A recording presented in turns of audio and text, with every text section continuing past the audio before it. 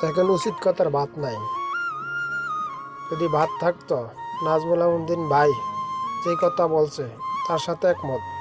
খেলোয়াড়দেরকে বেতন দিচ্ছে, বোনাস দিচ্ছে, সব কিছু দিচ্ছে, তারা তো পারলো না একটা ট্রফি এনে দিত। কই, ট্রফি দিতে তো পারলো না। তারা ট্রফি তারা ট্রফি দিতে তো পারলো না। তাদেরকে বলছে ভালো কথা, তারা তাকে খারাপ মনে করছে, তার বিরুদ্ধে সম্মেলন ডাকছে। সে তো অন্যায় কিছু বলেনি, তার পিছনে তো কেউ দাঁড়ায় নাই, খেলোয়াড়দের পিছনে দাঁড়াইছে।